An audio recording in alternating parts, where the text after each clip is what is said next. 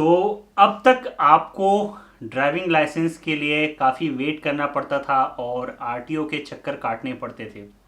और इस पूरे प्रोसेस में आपको ड्राइविंग टेस्ट भी देना पड़ता था आरटीओ में जाकर, और पूरा प्रोसेस होते होते काफ़ी समय लग जाता था और आपके हाथ में जब ड्राइविंग लाइसेंस पहुंचता था काफ़ी समय बीत जाया करता था। हालांकि इस प्रोसेस को छोटा करने के लिए और आसान करने के लिए आरटीओ ने एक नया नियम लाया है, जहां पे आपको अब ड्राइविंग टेस्ट नहीं देना होगा आरटीओ ऑफिस में जाकर। आपको सीधा सीधा ये करना होगा कि आपको अब रजिस्ट्रेशन कराना होगा ड्राइविंग स्कूल में। जी हाँ, जो ड्राइविंग स्कूल रहेगा वो मान्यता प्राप्त रहना चाहिए आरटीओ से। वहाँ पे जाके आपको रजिस्ट्रेशन कराना होगा और उसके थ्रू वहाँ पे आपको ड्राइविंग लाइसेंस तुरंत के तुरंत मिल जाएगा। तो ये जो नया नियम है इसके बारे में पूरा जान लेते हैं। हालांकि ये जो प्रोसेस है इसको काफ़ी समय से अप्लाई करने की कोशिश में लगे हुए थे, तो अब फाइनली इस प्रोसेस को जुलाई में लागू कर दिया जाएगा और आपको अब धक्के नहीं खाने पड़ेंगे रोज़ के रोज़ आरटी ऑफिस में। और काफ़ी वहाँ पे धांधली चलती थी, दलाल वगैरह, वो तो काफ़ी समय से बंद कर दिया गया था सरकार की तरफ से, पर इसकी वजह से और ज़्यादा प्रेशर आ गया था आरटीओ ऑफिस पे और इसी वजह से इसी का तोड़ निकाला गया कि अब कुछ मान्यता प्राप्त ड्राइविंग स्कूल होंगे जहाँ पे आपको ड्राइविंग लाइसेंस मिल पाएगा अगर आप वहाँ पे जाकर ड्राइविंग टेस्ट देते हैं।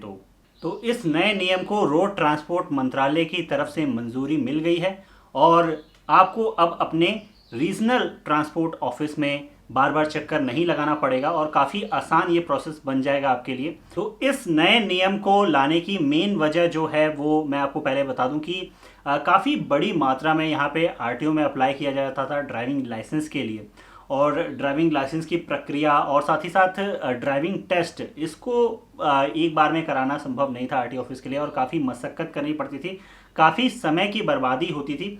और साथ ही साथ जो आवेदन करता थे, जो अप्लाई करते थे ड्राइविंग लाइसेंस के लिए, उनको भी बार बार चक्कर काटना पड़ता था जिसकी वजह से उनकी भी काफ़ी समय की बर्बादी होती थी।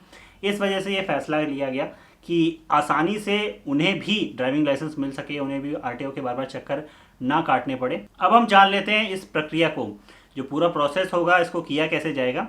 जो अब आपका ड्राइविंग टेस्ट होगा इसका पूरी की तरीके से इलेक्ट्रॉनिक ब्यौरा रखा जाएगा और साथ ही साथ ये ध्यान में रखने वाली बात है कि उन्हीं सेंटर्स को मान्यता दी जाएगी जो पूरी गाइडलाइंस को पूरा कर रहे हो। मसलन यहाँ पे उनके पास जगह पर्याप्त होनी चाहिए, ड्राइविंग ट्रैक होने चाहिए, साथ ही साथ वहाँ पे आपको बायोमेट्रिक की सुविधा मिलनी चाहिए, तो ही उन सेंटर्स को, ड्राइविंग सेंटर्स को मान्यता दी जाएगी। वहीं से अगर आप ड्राइविंग टेस्ट अपना पास करते हैं तो आपको ड्राइविंग लाइसेंस मिलेगा, अगर ऐसा नहीं है तो आपको ड्राइविंग लाइसेंस नहीं मिलेगा। तो ये एक ध्यान में रखने वाली बात है। इसमें आपका क्या विचार है, ये जो फैसला है ये सही लिया गया है, गलत लिया गया है, ज़रूर कमेंट बॉक्स में मेंशन करिएगा। और आप क्या सोचते हैं कि आगे चलकर इसमें क्या कुछ चुनौतियां आने वाली हैं या इसमें भी कुछ अभी फेरबदल होना बाकी है।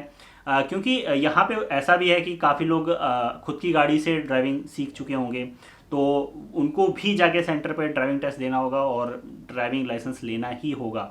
और यहाँ पे अगर आप ड्राइविंग सीखने जा रहे हैं तो आपको काफ़ी ध्यान रखना होगा कि ये मान्यता प्राप्त इस सेंटर को है या नहीं, तो ही आपको ड्राइविंग लाइसेंस मिल पाएगा। अगर आप किसी ऐसे सेंटर में जाके सीख चुके हैं ऑलरेडी जहाँ पे मान्यता प्राप्त नहीं है, तो आपको फिर से यहाँ पे ड्राइविंग टेस्ट देना होगा और आपको तो ही ड्राइविंग लाइसेंस मिल पाएगा। हालांकि मेरे हिसाब से जब ये प्रक्रिया शुरू हो जाएगी उसके बाद ही समझ में आ पाएगा कि ये कितनी सफल रहने वाली है या इसमें कुछ फेरबदल अभी भी करना बाकी है कि नहीं।